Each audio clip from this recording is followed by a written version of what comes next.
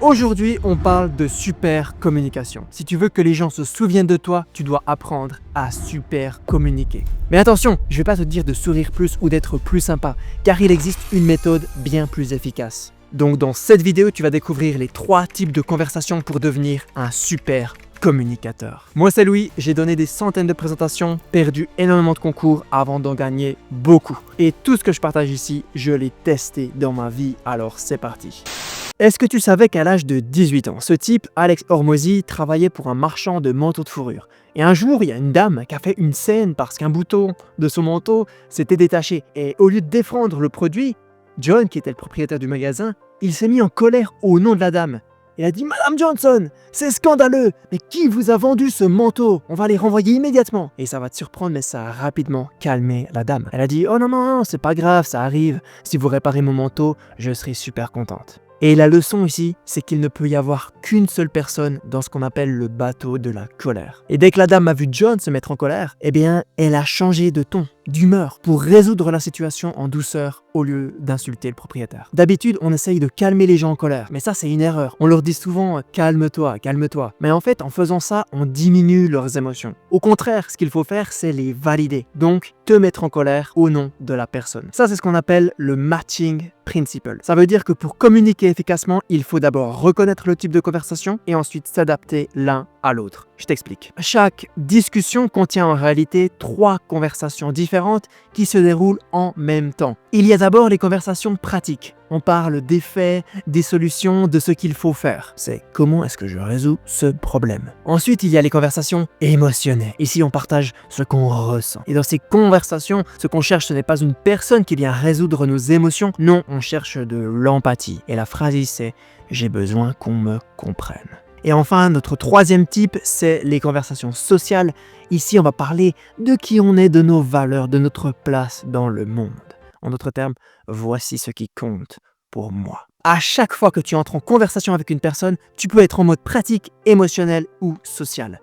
Et c'est pareil pour la personne à qui tu parles. Pourquoi c'est crucial? Parce que si tu n'es pas dans la même conversation que ton interlocuteur, vous ne pouvez pas vraiment vous connecter. C'est comme essayer de danser sur 2 musiques différentes. En étant synchro, ça ne marche pas. Et justement, la plupart des malentendus viennent de là. Quelqu'un a besoin d'empathie émotionnelle, mais tu lui donnes des conseils pratiques. Et là, je sais ce que tu te dis, donne-moi un exemple, Louis, par pitié. Exemple concret, Lara t'approche avec une grande déception sur son visage. Et elle te dit « Mon patron m'a encore ignoré en réunion aujourd'hui. J'ai vraiment l'impression d'être invisible. » Si tu donnais une réponse pratique, qui est une mauvaise réponse, tu dirais « Tu devrais demander un rendez-vous avec lui pour clarifier tes responsabilités. » Si tu donnais une réponse émotionnelle, ce qui est bien, tu dirais « Ça doit être vraiment frustrant de ne pas se sentir entendu. Est-ce que tu veux me raconter ce qui s'est passé ?» Maintenant, cet exemple, il soulève une question importante, qui est comment identifier cette bonne conversation? Eh bien, il y a des indices, écoute-les bien. Pour une conversation pratique, la personne, elle se dit « Qu'est-ce que je dois faire ?» Dans ce cas-là, tu vas lui donner des solutions. Dans une conversation émotionnelle, la personne, elle va se dire « Ta, je me sens mal, je me sens si ». Dans ce cas-là, tu vas lui donner de l'empathie.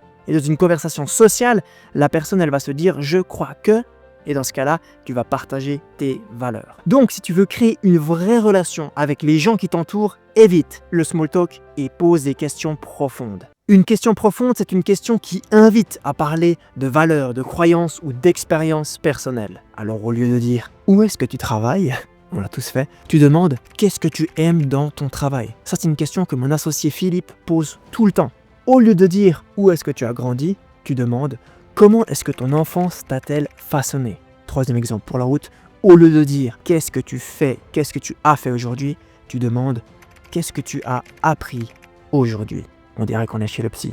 T'inquiète. Ces questions-là, c'est la différence entre parler des faits de la vie et parler de la vie elle-même. Pourquoi c'est si puissant? Parce que les questions profondes permettent la vulnérabilité mutuelle. Et justement, cette vulnérabilité, c'est la clé de la connexion humaine. Quand quelqu'un se livre à toi, ton cerveau l'interprète comme un signe de confiance. Et naturellement, tu as envie de te livrer à cette personne en retour. C'est un cercle vertueux. Plus on se montre authentique, plus la connexion se renforce. Alors comment créer des questions profondes? Étape 1, tu remplaces le quoi, le où et le quand par comment et pourquoi. Au lieu de dire « qu'est-ce que tu fais ?» tu dis « comment tu as choisi ce métier. Étape 2, tu viens ajouter de l'émotion. Au lieu de dire où est-ce que tu habites, tu vas dire qu'est-ce que tu aimes dans ta ville. D'accord? Tu le sais maintenant, on devient un super communicateur en sachant exactement dans quelle conversation on se trouve. Il y a donc 3 types de conversations pratiques. C'est de quoi s'agit-il vraiment? Comment puis-je vous aider? 2, tu l'as, c'est maintenant émotionnel. Comment est-ce que vous vous sentez? 3, social. Qui sommes-nous? Et pour bien communiquer, tu dois tout le temps être sur 1, 2 ou 3. Un petit peu comme une onde de radio, tu choisis, je suis sur la 1, je suis sur la 2, je suis sur la 3. Si quelqu'un est sur la 2, tu es sur la 3, ça ne marchera pas, il y aura des conflits. Donc quand c'est pratique, tu offres de l'aide. Et quand c'est émotionnel, tu réponds avec de l'empathie. Et quand c'est social, tu mets de la vulnérabilité. C'est ainsi que l'on devient un super communicateur. Bien, je repasse donc à mes étapes. Étape 1, c'était remplacer les débuts de phrases par comment et pourquoi.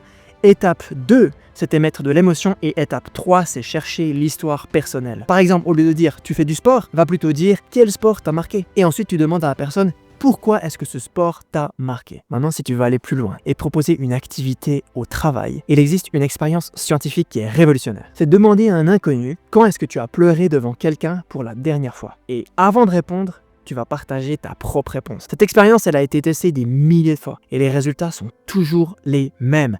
Les participants créent une connexion plus profonde en 5 minutes qu'avec leurs collègues en plusieurs mois. Pourquoi ça marche si bien? Parce que cette question, elle force la vulnérabilité immédiate. Tu dois avouer quand tu as pleuré pour la dernière fois. Donc, elle va court-circuiter des semaines de small talk général et elle va directement à l'essentiel, qui est nos émotions humaines. Après l'expérience, les gens disent « je me suis senti beaucoup plus connecté à cette personne qu'à quiconque récemment. J'avais vraiment l'impression qu'elle m'écoutait réellement. » Et ça, c'est la preuve que nos cerveaux sont programmés pour désirer cette connexion authentique. Maintenant, cette question, quand est-ce que tu as pleuré pour la dernière fois devant quelqu'un, elle est super directe et parfois elle peut être envahissante. Donc, qu'est-ce qu'il faut faire? Eh bien, il faut adapter la question. Tu peux entrer avec des questions un peu moins profondes, comme par exemple « qu'est-ce qui t'a le plus touché cette année ?» Ou bien, quel défi personnel est-ce que tu traverses en ce moment?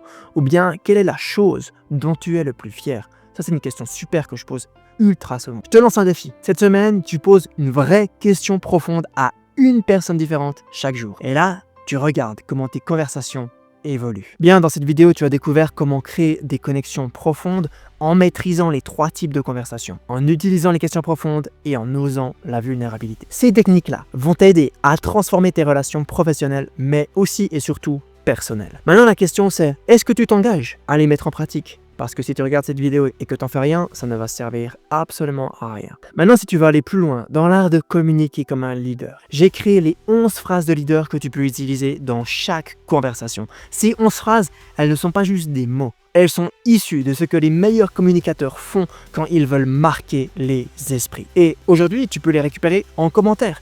Clique simplement sur le lien et c'est parti, t'es prêt à jouer. D'ailleurs, en parlant de meilleurs communicateurs, cette vidéo que tu viens de voir, c'est un aperçu du livre Super Communicator de Charles Duhigg. Je ne vais pas te conseiller de lire ce livre parce que lire, ça va pas te faire de toi un meilleur communicateur. Ce que je vais te conseiller, c'est d'appliquer cette vidéo.